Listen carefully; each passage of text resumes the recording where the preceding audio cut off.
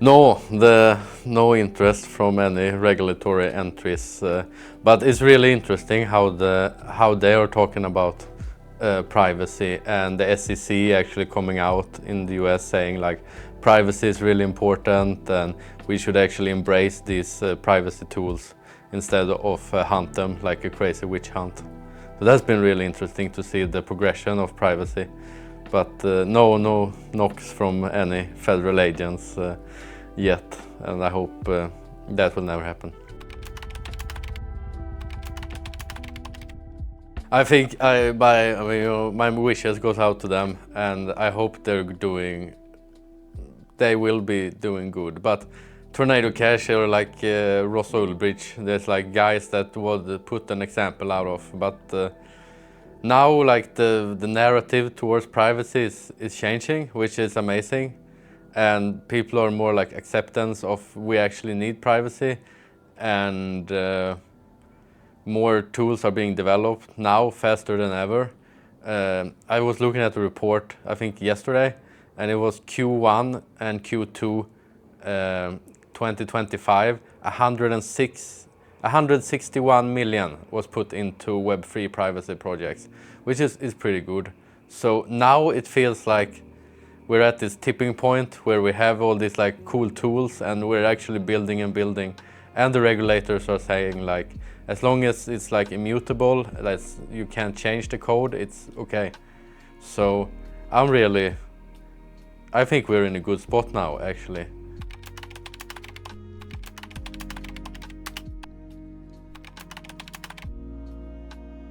I think it's multiple things. Like now more than ever, privacy is really important. Why? Because before the governments were just doing like big data analysis and they couldn't profile people as much. But now with AI and now with more automation being put in place, like there's more surveillance now than ever. So I think the need for privacy has really skyrocketed, and then you see that with Zcash and with other projects as well that are it's going very well for. Zcash having like more than 1 billion assets shielded in a private way, which is really cool. I think Zcash definitely the most successful privacy project when it comes to financial transactions. But I think because people ask me sometimes like what's the difference between Zcash and Kusama Shield, and I would like Zcash is what's called UTXO chain. It's like Bitcoin but encrypted.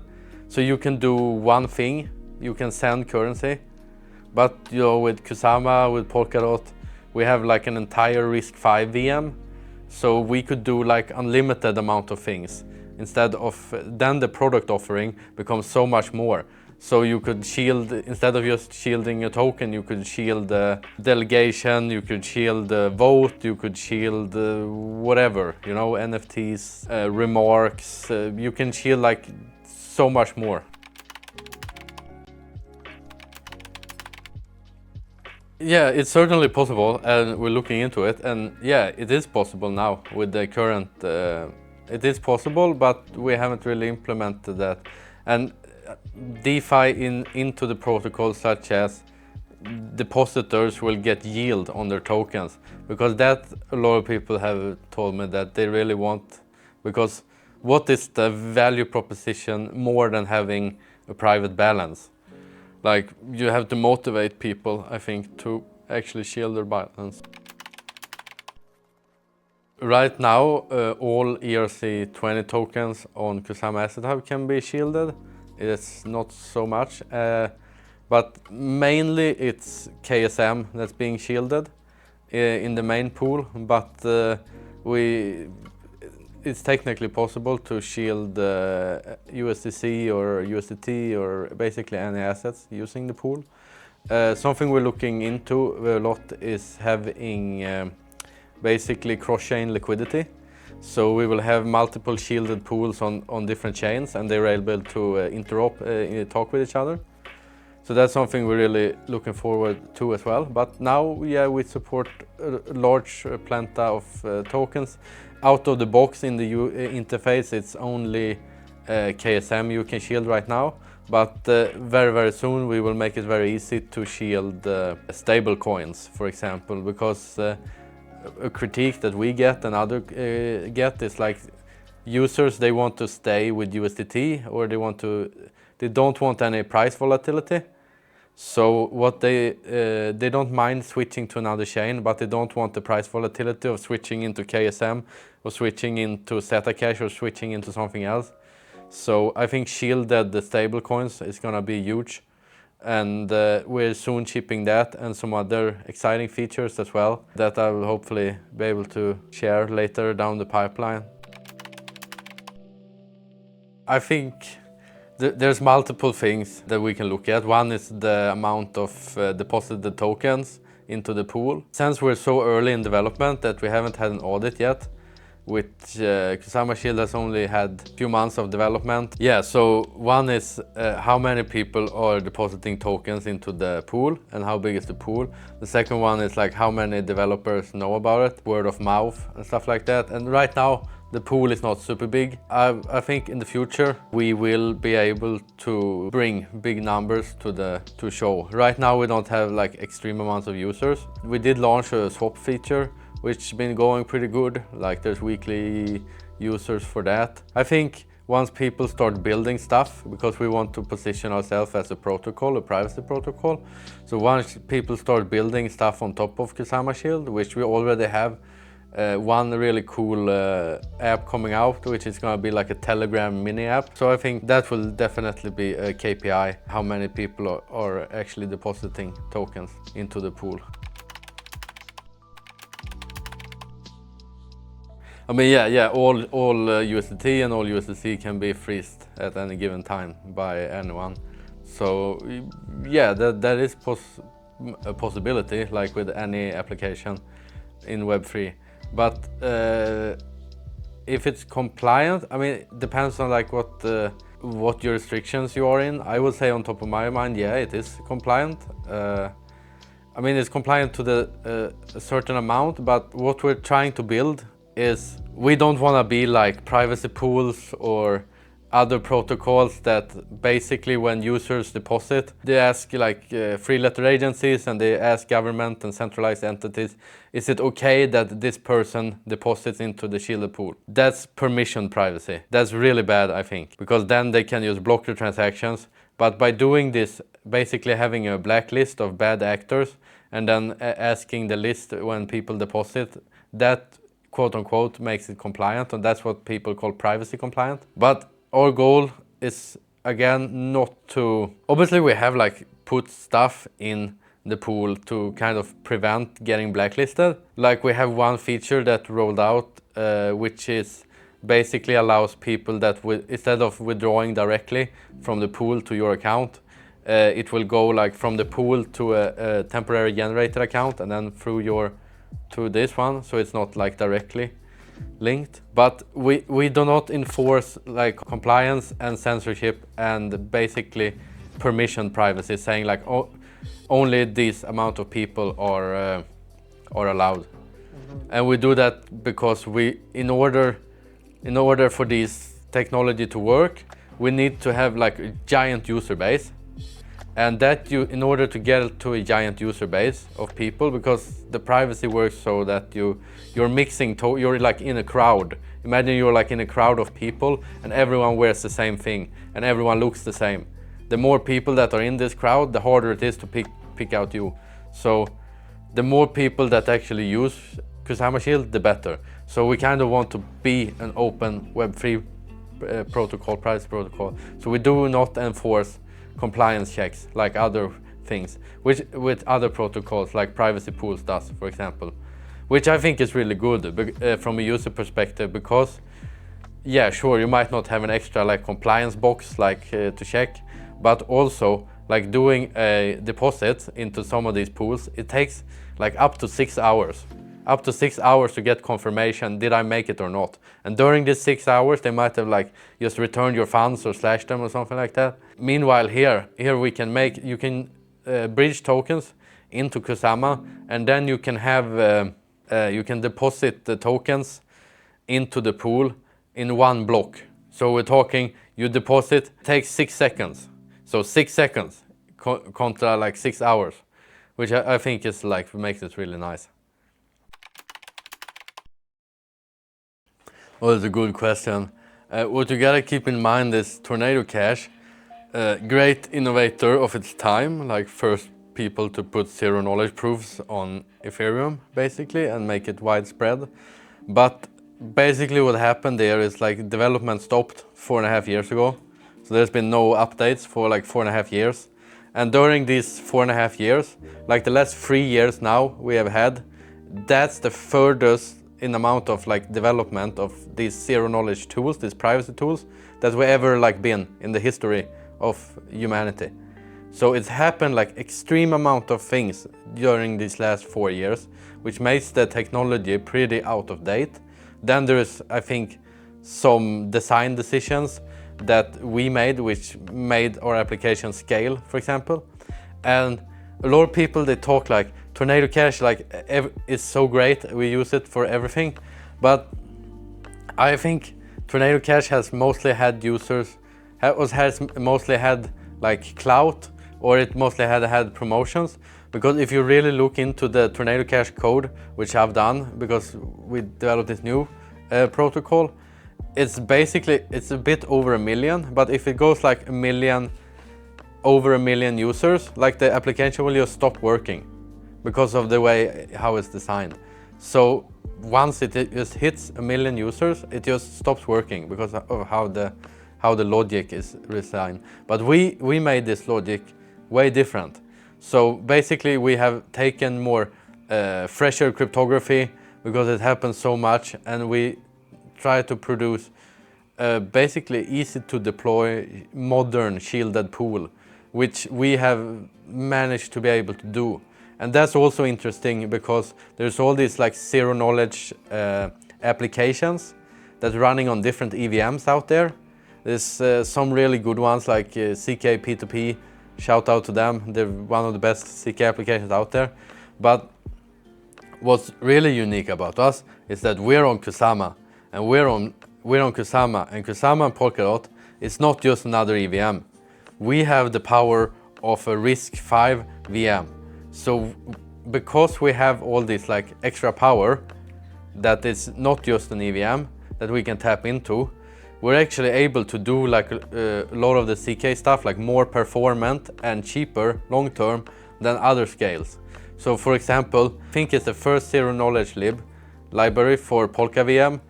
We developed that. We basically brought this, it's called a Poseidon hashing algorithm to Polka VM. So that's really interesting. So I think Kusama and Polkadot as a home for CK application, especially Kusama, has like a lot more to offer than just yet another EVM chain, which also makes it really exciting. But a design goal we want to make, which I don't think Tornado Cash is that we want to make it easy to deploy on any EVM chain. And we want to keep it fully open source, unlike other privacy projects where it's like half-ass open source. But here we want to basically have a privacy protocol that anyone can deploy on any EVM chain or Polka VM chain. Just have a project that is like so easy to deploy and also really useful. So I think instead of, well, both is more modern than Tornado Cash, and then it's also challenges some design problems that the Tornado Cash has, and it's also cheaper and scales contra Tornado Cash. So we're a modern, more better open source platform. Absolutely, that's a good question. So Kusama has long been looked after as just like a canary network of Polkadot, just like a testing bench of Polkadot.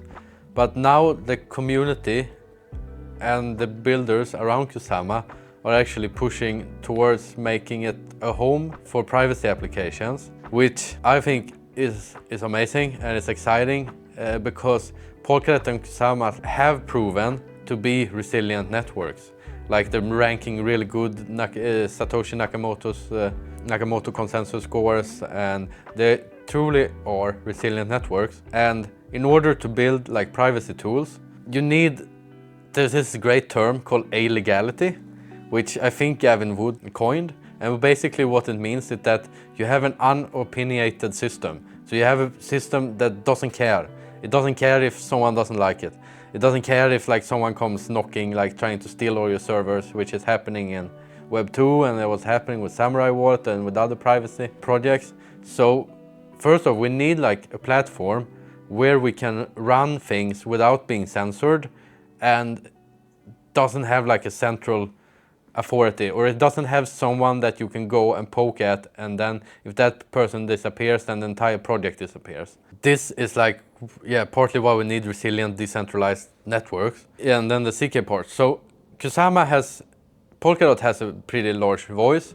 Like people are aware of Polkadot, it's like suit and tie, but Kusama hasn't really had its own voice, I feel like. And it's been like just the shadow of Polkadot, but now the narrative is changing and Kusama wants to push towards more radical experimentation, towards more zero knowledge, more art and social experiments. And thanks to the Web3 Foundation, there's now liquidity that is moving into 10 million DOT, is moving from Web3 Foundation into Kusama, and this will be allocated during, I think, a 2-year drip they have on it.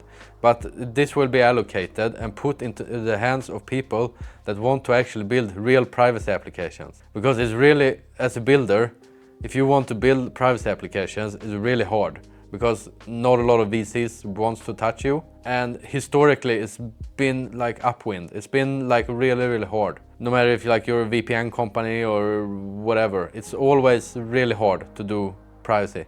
But here, now the narrative is completely changing. Now we're saying, hey, we have funding, we have curators, and we have people ready to review. So if you have like a really cool CK project that you're like, I want to allocate all my time and energy to this, now you will be able to do that using these bounties. And it also covers art and social experiments as well, which I think is really, really needed. And it's really nice that this is happening, that the community is saying, hey, we want to allocate this money to help privacy projects, zero knowledge projects and social experiments.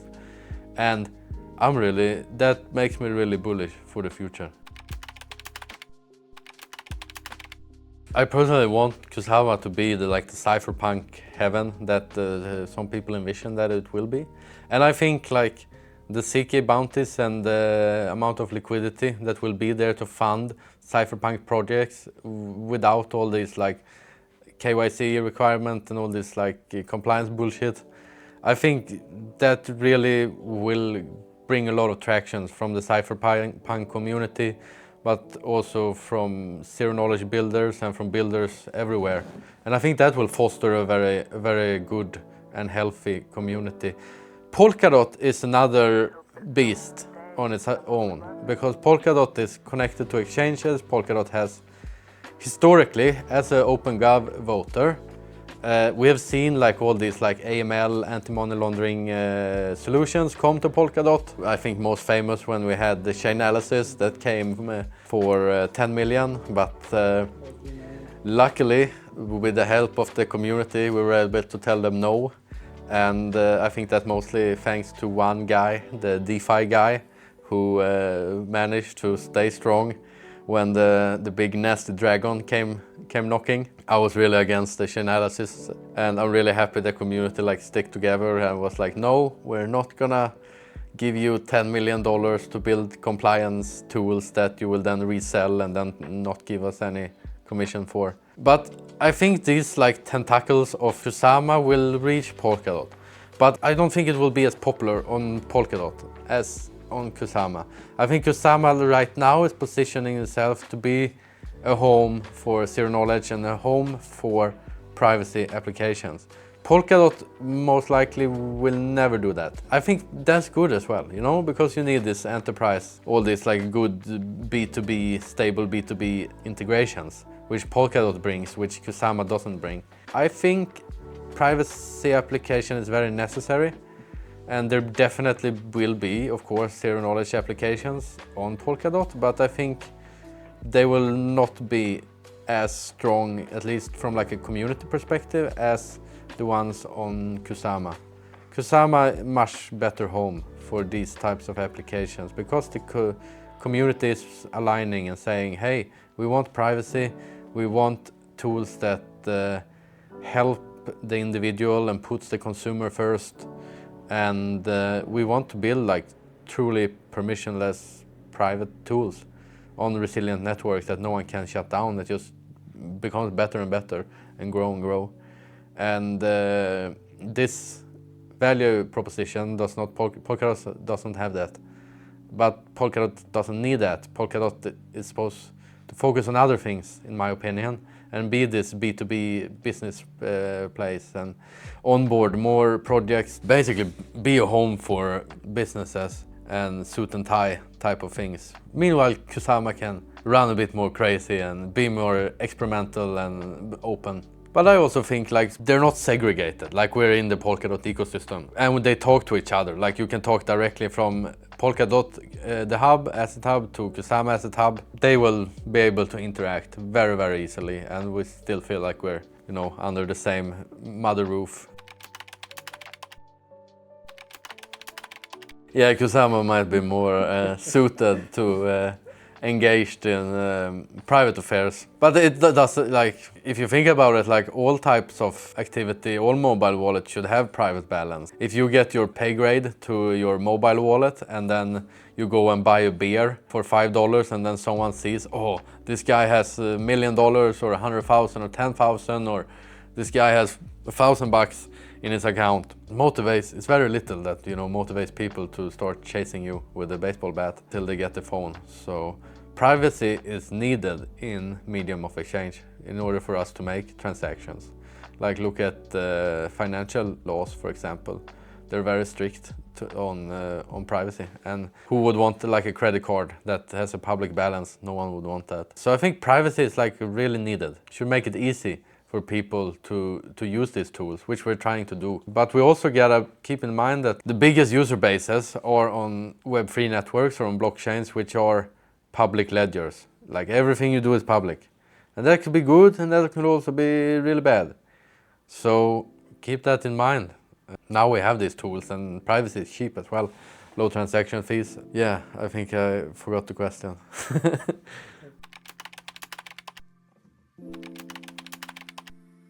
We have a roadmap for 2026, which we're trying to push forward. The biggest thing is basically to reaching a stable version.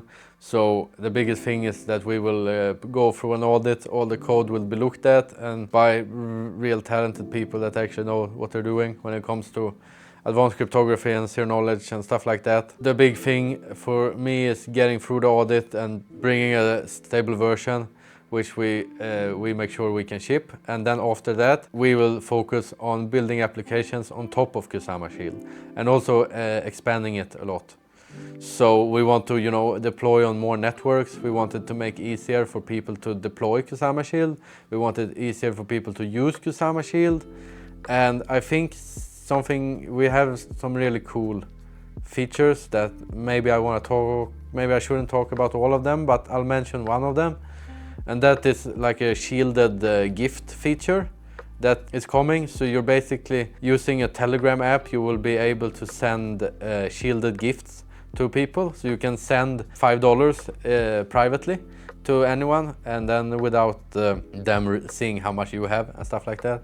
So I think that will be a cool app, but I'm also interested to what other people build with it. But basically the main thing is getting it to a stable point. So we'll have an audit, and then we'll try to, you know, dog feeding,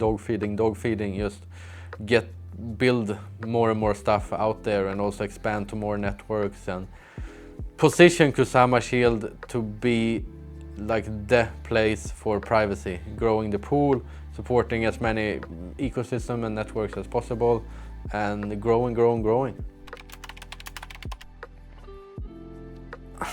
That's a good question. For me, it's about like seeing the world what it is right now, and what we're seeing right now is extreme amount of basically spying on financial transactions and privilege being exploited by banks, by corrupt financial institutions, by people. And I think for me it's important to build tools that puts the consumer first, so that we have the power. Like with Kusama Shield, it's very important for me that it is permissionless, like no one is able to control it, and it actually does what it says on the tin.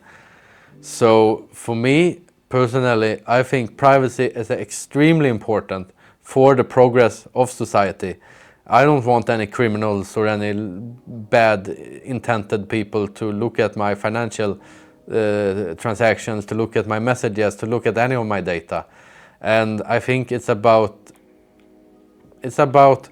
allowing, Web3 is all about ownership, but it's also about that they have to ask for your permission. They can't just take all your data and then sell it to someone else, which is happening all the time with Equifax and with database dumps and people that just steal your credit card information and stuff like that. It's about building, first about like working with this really cool technology is really important to me, because I think zero knowledge is one of the most interesting technical advancements that we have in the 21st century. I would put it that far. Then of course, as an implementer of zero knowledge, I see that there's a long road ahead. But basically I want to help people. I want to bring good products to people, and I think privacy is really important. And the reason for starting Kusama Shield is because we didn't have good privacy solutions in Polkadot and in Kusama land. And now we have this narrative that's changing. Kusama, we have more privacy projects, we have a more push towards privacy. But for me, privacy is extremely important, and we as consumers, we need it now more than ever. And also the advancements in zero knowledge and making zero knowledge. I want to help make zero knowledge easy and usable for the world. So it really boils down to, I think, trying to make the world a little bit better. Thank you. We'll shield the planet. Yeah.